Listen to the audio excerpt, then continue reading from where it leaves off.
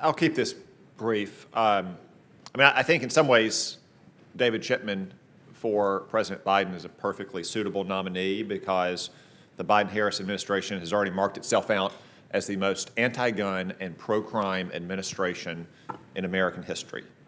President Biden gave a speech yesterday afternoon that was supposed to be about how to stop a crime wave that is crashing across this country with a murder rate that's increased in the single biggest jump on record over the last year. And what did he do? He basically threw in the towel. He said, yeah, I know that murders and violent crime went up a lot last year, and they went up a lot in the first few months of this year, but, well, crime goes up in the summer months too, so it's going to get even worse over the next 3 months. So I hope you don't get killed walking the streets of your community. And then what did he talk about? Did he talk about imposing tough sentences on people who commit crimes?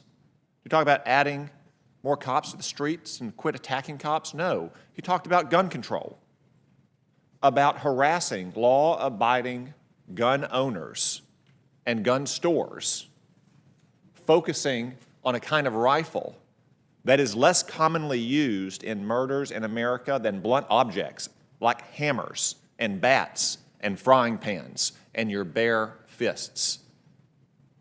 The vast majority of murders and crimes in this country are committed by pistols, which would be almost totally unaffected by some of the Democrats' proposals. So think about what Joe Biden wants to do. He wants to ignore the gun crimes that are happening in cities across America while he takes away the rifle you have in your home to protect yourself from those very criminals. So again, it shouldn't be surprising that he's nominated a man like David Chipman, an anti-gun radical. In his hearing, I asked him very simply, what is an assault weapon? And he couldn't define it because it's a made-up, fictitious term crafted by a bunch of liberal pollsters and lawyers and politicians in Washington to describe a kind of weapon based on mere cosmetic features. Go into a gun store, look at the labels in the aisles. You can find an aisle for shotguns, you can find one for pistols, you can find one for rifles. You won't find one for assault weapons because it is a fake, made-up term. Now, when I pressed him, he finally acknowledged that he would call an assault weapon, let me be precise here, any semi-automatic weapon larger than a .22 caliber with a detachable magazine. That is almost every modern sporting rifle in America. That is one of the most radical proposals that we have ever heard in Congress. And again, it would do almost nothing to affect the gun crimes that are happening in this country right now. Now, Joe Biden and Kamala Harris and all the Democrats in the Senate can talk about why we have this crime wave. Oh, it's the pandemic. People are isolated. They're unemployed.